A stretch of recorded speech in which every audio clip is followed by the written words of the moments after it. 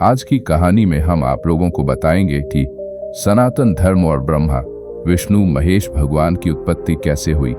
अगर कहानी अच्छी लगी तो वीडियो को लाइक कर देना। हालांकि ब्रह्मा विष्णु और महेश की कथा को शिव के भक्तों ने शिव को आधार बनाकर लिखा, तो विष्णु के भक्तों ने विष्णु को आधार बनाकर। कहा जाता है कि एक बार जब भगवान शिव से जब पूछा गया कि आपके पिता कौन, तो उन्होंने ब्रह्मा का नाम लिया, और फिर पूछा गया कि ब्रह्मा के पिता कौन, तो उन्होंने विष्णु का नाम लिया।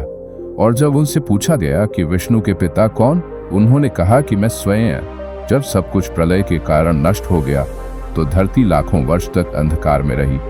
फिर सूखी धरती पर जलावृष्टि हुई और यह धरती पूर्ण रूप से जल से भर गई। संपूर्ण धरती जलमग्न हो गई। जल में भगवान विष्णु की उत्पत्ति हुई। जब उन्होंने आंखें खोली तो नेत्रों से सूर्य की और हृदय से चंद्रमा की उत्पत्ति हुई। जल से विष्णु की उत्पत्ति होने के कारण उन्हें हिरण्याभ भी कहते हैं। हिरण्य अर्थात जल और नाभ अर्थात नाभि यानी जल की नाभि। इस नाभि से कमल की उत्पत्ति हुई और कमल जब जल के ऊपर खिला तो उसमें से ब्रह्मा की उत्पत्ति हुई। फिर उनके माथे से ही एक ज्योतिर्लिंग प्रकट हुआ जो टूटकर जब बिखरा तो उसमें से महेश की उत्पत्ति हुई। दोनों ने पूछा, मैं कौन हूं? तब विष्णु ने उनको सृष्टि के विस्तार का आदेश दिया।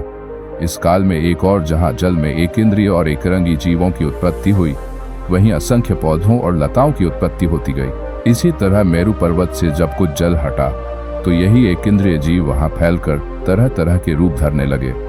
ये जीवन क्रम विकास के क्रम में शामिल हो गए। ये सब ब्रह्मा की घोर तपस्या और अथक प्रयास से संभव हुआ।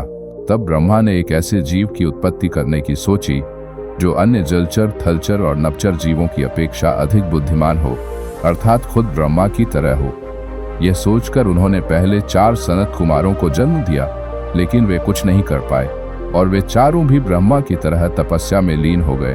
तब ब्रह्मा ने 10 मानस पुत्रों को उत्पन्न किया, वशिष्ठ, कृतु, पुलस्त्य, अंगिरा, अत्रि और मरीचि आदि, और उनसे कहा कि आप मानव जीवन की उत्पत्ति करें, उनको शिक्षा दें और परमेश्वर का मार्ग बताएं।